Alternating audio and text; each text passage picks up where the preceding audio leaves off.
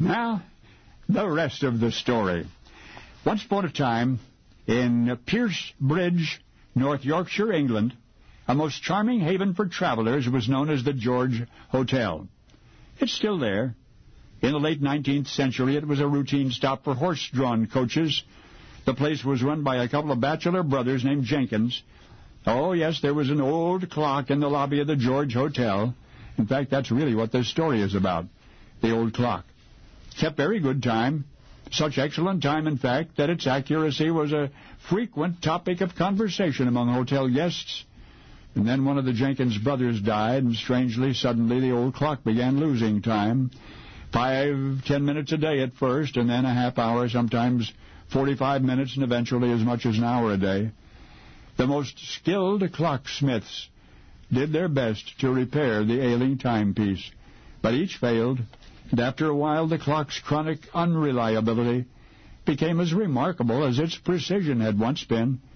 Now remember, the clock started getting crotchety shortly after the death of the younger Jenkins brother. Some said it was no wonder, then, that when the elder brother passed away in his 90th year, the old clock in the lobby of the George Hotel, fully wound, nevertheless stopped completely. The new hotel manager never tried to have the clock fixed.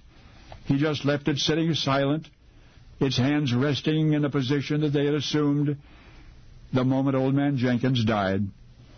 So, during the mid-1870s, an American songwriter named Henry Clay Work traveled to England, was told the story of the old clock in the George Hotel.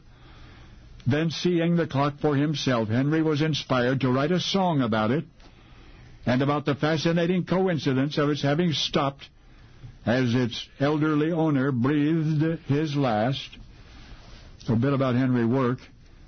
You may remember his rousing Civil War anthem, Marching Through Georgia.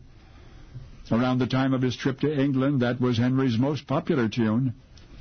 But now he wanted to write a song about this old clock, and it was that song that became the success of his lifetime.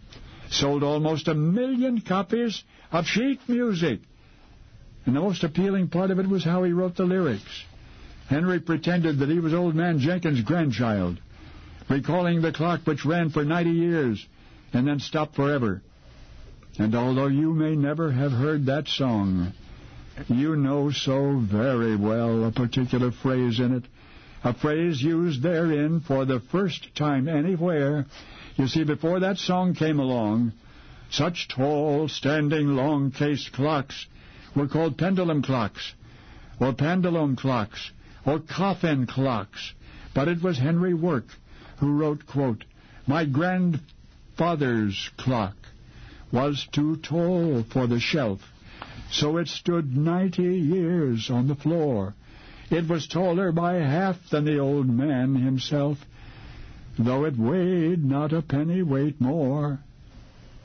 So yes, I do mean to say that although prior to that song long case clocks were referred to by a variety of names, because of Henry's verse, we have ever since called them grandfather's clocks. And now you know the rest of the story.